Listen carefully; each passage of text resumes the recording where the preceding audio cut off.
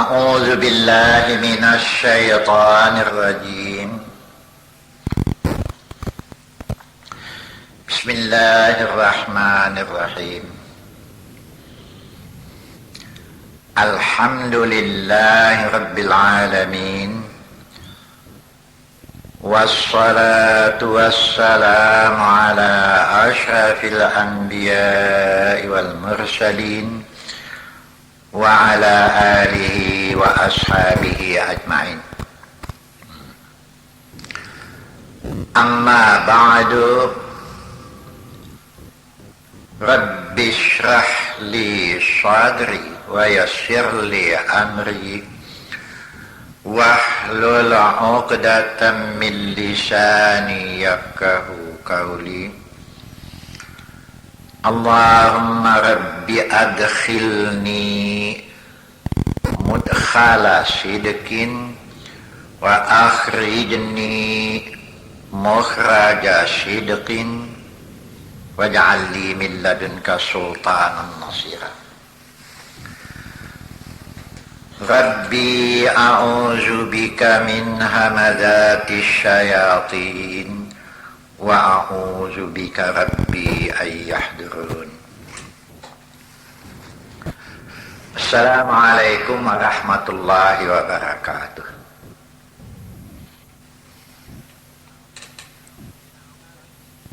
Soal salat ini menjadi persoalan yang pokok sekali dalam beragama. Salat ya, sembahyang yang 5 waktu. Yang kita bicarakan sembahyang 5 waktu lah dulu. Yang sunat-sunat itu nanti. Yang mana dia merupakan tiang keras dalam beragama. Nanti beberapa banyak dalil-dalil siapa yang tidak sembahyang, fungsi salat, rahasia dan kekuatan yang ada pada salat, kecelakaan bagi mereka yang tidak memperhatikan salat. Segala dalil-dalilnya akan saya kemukakan nanti. Yang pertama sekali waktu ini ingin saya menyampaikan bahwa perintah salat ini itu kira-kira ada sejarah mengatakan terjadinya setelah 8 tahun Nabi Muhammad menjadi Nabi. Ada juga yang mengatakan setelah 10 tahun terjadinya dalam peristiwa Isra dan Mi'raj. Ya sudahlah ya, perkara tahun ini banyak khilafiyah yang terjadi, tapi perkara salat diterima itu tidak melalui Jibril, tidak melalui perantara, tapi langsung diterima Nabi di hadrat Tuhan sana. Tidak macam perintah-perintah yang lain ya, macam perintah zakat umpamanya, perintah wajib puasa, perintah mengerjakan haji, itu tidak langsung dipanggil bersua dengan Allah begitu. Ada yang melalui Jibril. Tapi lain ya peristiwa Isra Mi'raj ini. Sepintas lalu saja saya terangkan dulu. Sepintas lalu ya, karena saya bukan mau membentangkan soal Isra Mi'raj, tapi soal salat yang saya mau bicarakan ini. Nabi Muhammad kan menderita waktu menyampaikan bahasa yang wajib tempat menyerahkan diri dan bertuhan kepada Allah saja, bukan kepada patung-patung buatan. Itu sama sekali tidak akan mampu menolong kalian. Syirik itu hukumnya,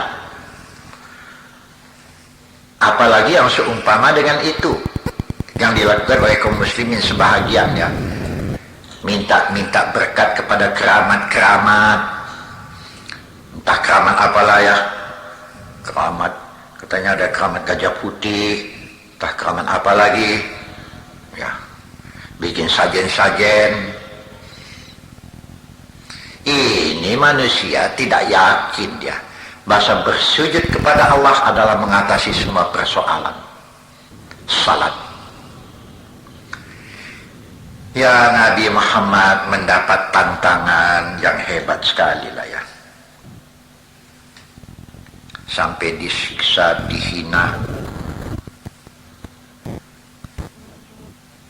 Oh, ada satu lagi yang perlu tuan-tuan ketahui. Nabi Muhammad menderita waktu berada di Makkah, betul, tapi tidak betul sebagian paham yang mengatakan Nabi Muhammad hijrah atau pindah ke Madinah adalah karena menghindarkan penderitaan di kota Makkah. Oh, ini tidak dapat diterima. Tidak ada yang ditakuti oleh Nabi Muhammad kecuali hanya Allah.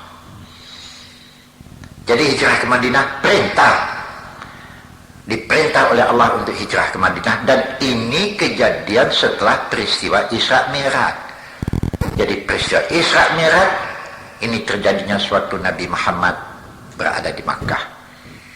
Alasan Qur'annya diantaranya itulah dia, Subhanalladzi asra bi'abdihi laila, sampai ke akhirnya, dan Mi'raj itulah dia, wan najmi idza hawa ma dalla sahibukum wa ma rawa, sampai ke akhirnya di surat An-Najmi. Ya oke, nanti itu kita bicarakan ya. Tapi latar belakang terjadinya peristiwa Isra Mi'raj ini, sampailah ejaan itu ke puncak terhadap Nabi ya, yang disampaikan oleh tokoh-tokoh orang Quraisy. Walaupun Nabi sudah mengatakan la ikraha fid din, tidak ada paksaan dalam agama, tapi mereka melihat pengikut Muhammad bertambah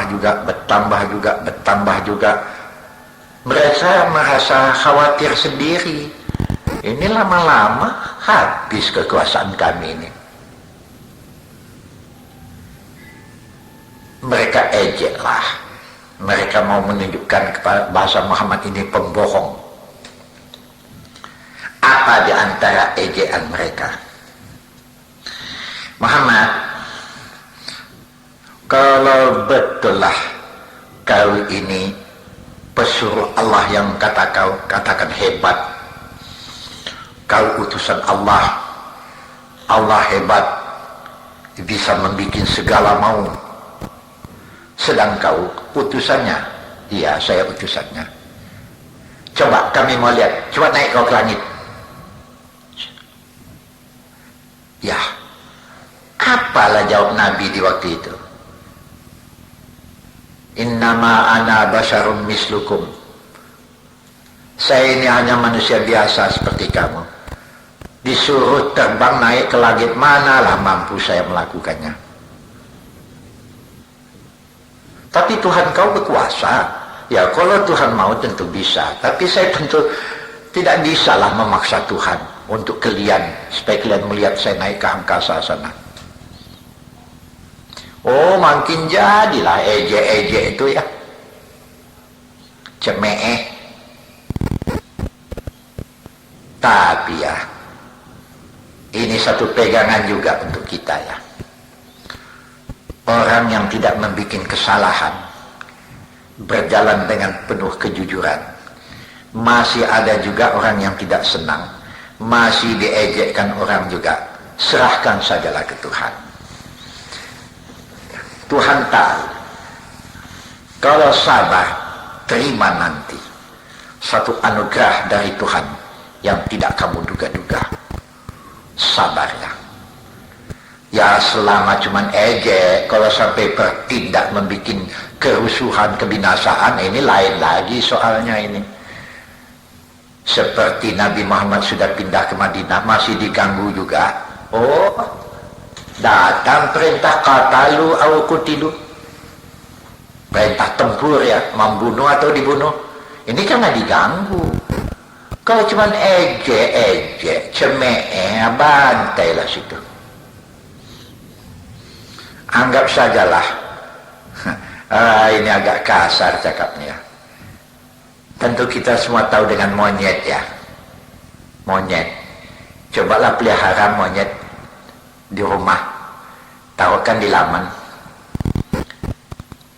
Yang punya rumah lewat pun diejeknya tuh. Kata monyet tuh. Ustaz lewat pun ustaz diejeknya. Gubernur lewat pun gubernur diejeknya. Tapi kita kan tak peduli, orang monyet. Jadi anggap sajalah tukang mengejek-ngejek ini monyet ini, sudahlah, anggap saja begitu, lapangkan saja dada itu. Tapi Allah tahu ya, Nabi Muhammad di manalah bisa membuktikan dia Rasul Allah dengan harus naik ke angkasa sana. Allah tahu. Itulah terjadi di tengah malam tuh. Riwayat Isra Mi'raj panjang, sedang judul saya kalau sembahyang ini, saya pendekkan saja. Datang Jibril, Muhammad mari berangkat kita ke angkasa. Berangkat, tapi tidak langsung dari Makkah, dibawa dulu ke Palestina. Apa rahasianya? Ada rahasianya nih, ya. Dengan Burak. Itulah ayat subhanalladzi asra bi'abdihi laila minal masjidil haram ila masjidil aqsa. Berangkat tapi alah jauh di tengah malam lah. Ya kira-kira sepertiga malam terakhir lah berangkat, sebelum subuh sudah kembali. Ini kan luar biasa ini persoalan ini. Naik langit pertama, langit kedua, langit ketiga, langit keempat, 5, 6, 7. Wah ini kalau spesial saya membicarakan soal Isra Mi'raj banyak komentarnya ini ya. Di antaranya jangan tidak, saya singgung juga, jumpa dengan Nabi Adam, di antaranya jumpa lagi dengan Nabi Yusuf, jumpa dengan Nabi Musa, jumpa dengan Nabi Ibrahim, itu diantaranya lagi, ada yang lain-lain ya. Baik Nabi Musa sampai kepada jumpa dengan Ibrahim, Adam, itu nenek kita, ini kan manusia semua ini. Jumpa berhadapan. Tatkala ditanya oleh sahabat-sahabat, berwajah ya. Wah ini satu dalil yang kuat untuk kita. Bahasa mati itu hanya pindah. Ini satu dalil yang kuat untuk kita nih. Jumpa dengan Nabi Adam, ditanya bagaimana, berbentuk gagah cantik ya. Adam cantik ya. Bersih, cerah. Yusuf pun cantik, tak ada contohnya kata Nabi di antara kamu. Musa gagah, ganteng. Ibrahim, lihat saya macam itu Ibrahim. Memang semua nabi-nabi cantik-cantik ya, memang orang pilihan lah ya. Bukan wajah saja cantik, akhlak pun, tingkah laku baik. Patutlah dipilih jadi nabi. Sampai ke angkasa, sampai melihat surga. Ditanya lagi, bagaimana kau lihat surga itu? Nggak ada contohnya kata Nabi. Mala ainun ra'at wala khatra ala kalbin bashar. Tidak ada contohnya di dunia. Kalau tak ada contohnya bagaimana mau menceritakannya? Jangan tidaklah di hadis Bukhari ada disebut yang mengatakan bahasa nikmat, rahmat, nikmat segala ya. Baik yang merupakan pandangan, penglihatan, yang dimakan, yang diminum, yang dipakai, yang ditempati, sampai kepada nikmat bergaul. Itu yang ada di dunia ini hanya 1%. Tis'a wa tis'una juz'an khususan di ahli jannah. 99% nikmat lagi itu disediakan untuk ahli syurga. Sampaikan Nabi. Dan sampaikanlah ke Sidratil Muntaha, sampai ke Hadrat Qudsi. Disitulah Nabi Muhammad menerima perintah salat yang 5 waktu. Memang jalan sejarahnya panjang, tadinya 50 Ya, sampai ke Musa, Musa katakan minta kurang, sampailah 5 waktu. Ya, itu pun Musa mengatakan minta kurang lagi, tapi Nabi Muhammad mengatakan malu saya. Dari 50 jadi 5. Itulah sembahyang yang 5 waktu sekarang kita ini.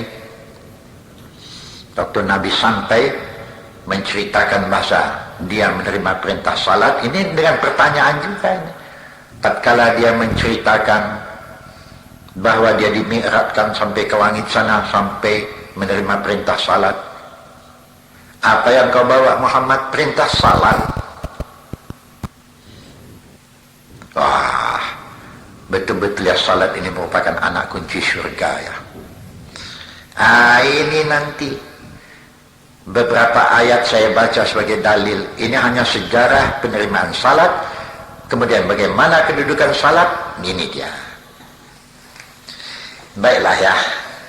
Di antaranya, baik juga saya bacakan ayat. Di antaranya di surat Al-Mu'minun ya. Surat Al-Mu'minun. Dari ayat 1, 2, 3, 4, 5 beruntun ya. Yang berbunyi qad aflahal mu'minun alladzina hum fi salatihim khashi'un walladzina hum 'anil lagwi mu'ridun walladzina hum lizzakati fa'ilun walladzina hum li furujihim hafizun illa ala azwajihim aw ma malakat aymanuhum fa innahum ghairu malumin faman ibtagha wara'a dzalika fa ulaika humul adun walladzina hum li amanatihim wa ahdihim ra'un walladzina hum ala salawatihim yuhafizun ulaika humul warisun alladzina yarisunal firdausahum fiha khalidun. Oh, panjang kali ayatnya ya yang saya bacakan ini. Ini soal salat sajalah yang jadi pembicaraan kita. Yang lain ada. Soal salat yang pertama itu ayat pertama, ayat kedua. Kemudian soal salat juga itu ayat yang ke-9, ayat yang ke-10 dan ayat yang ke-11. Ayat ke-1 dan kedua dari surat Al-Mu'minun mengatakan ada aflahal mu'minun. Sesungguhnya sangat beruntunglah orang yang beriman. Beruntunglah orang yang mukmin. Orang mukmin yang mana? Nah, ini soalnya. Ayat kedua mengatakan alladzina hum fi salatihim khashi'un. Mereka yang pada waktu melaksanakan salat khasyi'un, khusyuk, tekun. Wah, saya pun kadang-kadang kelabaan juga ya menjawab pertanyaan-pertanyaan. Di antaranya dikatakan, Ustadz, bagaimanalah salat yang khusyuk itu Ustaz?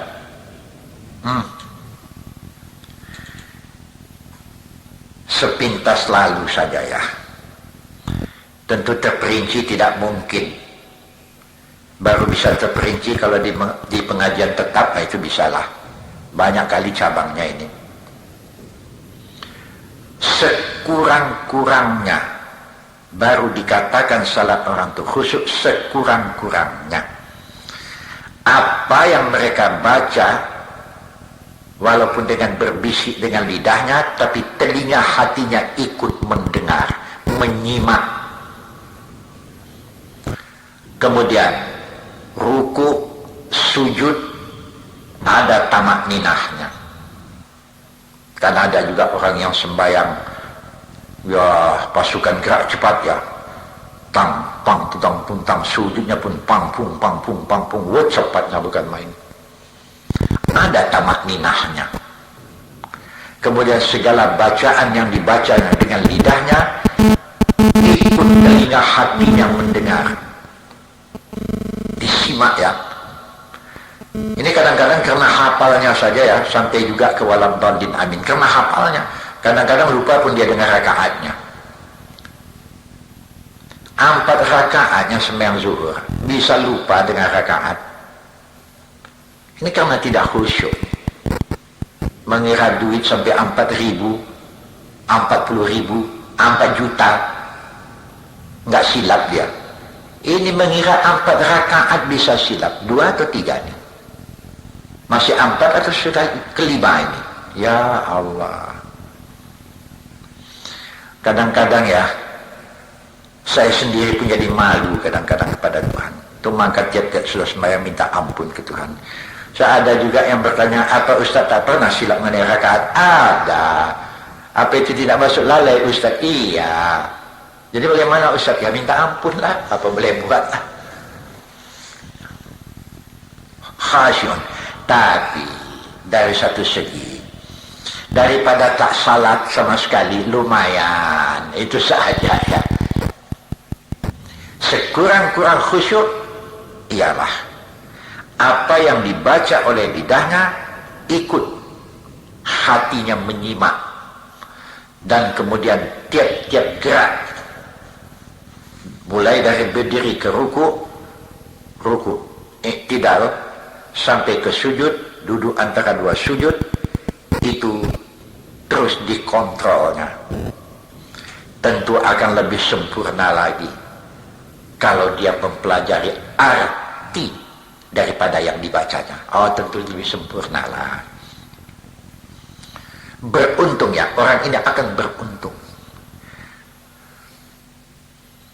Kalau tidak akan dikatakan pada ayat yang berikutnya, yang mengatakan walladzina hum ala salawatihim yuhafizun. Ini ayat yang ke-9 ya. Walladzina hum ala salawatihim yuhafizun. Mereka yang dalam pelaksanaan salatnya yuhafizun, mereka pelihara dengan baik.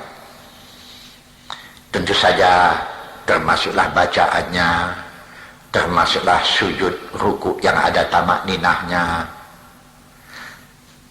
Ulaika, mereka yang memelihara salatnya dengan baik ini, humul warisun, mereka akan mewarisi, menerima sesuatu. Apa yang akan mereka terima? Itulah dia ayat yang ke-11, alladzina yarisunal firdausa hum fiha khalidun. Yang akan mereka warisi adalah firdaus. Firdaus ini surga ini. Hum fiha khalidun. Mereka kekal. Jadi dengan begini jelaslah duduk persoalannya, bahwa orang yang salat pasti masuk surga, terima surga. Oh, dosanya banyak Ustaz. Oh, perkara dosa banyak ini memanglah mungkin akibat-akibat daripada dosa yang dibikinnya masuk neraka lah dia, tapi tidak kekal. Bagaimanapun orang yang salat satu waktu masuk juga ke surga. Ini sudah pernah saya bicarakan di kaset-kaset yang lain, sudah pernah saya bicarakan ini. Bahasa kalau orang itu orang yang salat, bagaimanapun besar dosanya, tapi akhirnya masuk surga juga dia. Sudah pernah saya bicarakan ini. Cobalah cari kasetnya. Nah, ini satu. Oh, ada lagi yang sangat penting yang perlu saya bicarakan di sini. Banyak orang yang gelisah sekali dalam kehidupannya. Untuk itu, untuk mententramkan jiwa, menghilangkan kegelisahan. Tidak ada jalan selain daripada peliharalah sembahyang, bersujud kepada Allah. Ya, hati-hatilah. Di surat Al-Hajj, di surat Haji, di ayat yang ke-77 diulang lagi atau dijelaskan lagi. Ya ayyuhalladzina amanurka'u wasjudu wa'budu rabbakum waf'alul khaira la'allakum tuflihun. Hai orang yang beriman, rukuklah, bersujudlah, sembahlah oleh kamu Tuhan kamu. Ini salat ini ya. Kemudian iringi dengan membuat kebaikan sebanyak mungkin. Dengan demikian, la'allakum tuflihun. Mudah-mudahan kamu menjadi orang yang beruntung. Beruntung di dunia, ketenangan, ketentraman jiwa. Kalau di akhirat, sudahlah, lebih aman lagi. Wa'tasimu billah ya. Berpegang teguhlah dengan Allah. Huwa maulakum. Allah itulah yang harus dijadikan pemimpin kamu dalam kehidupan. Fa ni'mal ma'ula wa ni'man nasir. Tidak ada pemimpin yang mampu memberikan nikmat yang cukup tinggi, hanya Allah. Dan dialah yang mampu menolong hambanya kapan waktu saja. Oh, banyak kali contoh yang sudah saya berikan. Cobalah dengar di antara kaset-kaset yang sudah pernah saya kasetkan dengan judul Mencari Tuhan. Kalau Tuhan mau menolong macam Nabi Musa menyeberang lautan, bagus, tebelah lautan itu melenggang saja, apapun tak ada, aman. Tapi yalah, bersujud. Apalagi kalau bisa dilengkapi dengan tahajud di tengah malam. Maqamam mahmudah. Maqamam mahmudah itu janji Allah ya. Wa minal laili fatahajjad bih nafilatan laka asa an yab'asaka rabbuka maqamam mahmuda. Itu janji Tuhan. Orang yang ditempatkan Allah pada tempat yang terhormat, mereka yang bersujud di tengah malam. Ini boleh nanti dilihat ayatnya, ya boleh saya bacakan ayatnya nanti saya bacakan ayatnya ya. Orang yang bangun di tengah malam bertahajud akan ditempatkan Allah pada tempat yang terhormat. Sekarang sampai sini dulu, nanti saya tunjukkan ayatnya di mana. Assalamualaikum warahmatullahi wabarakatuh.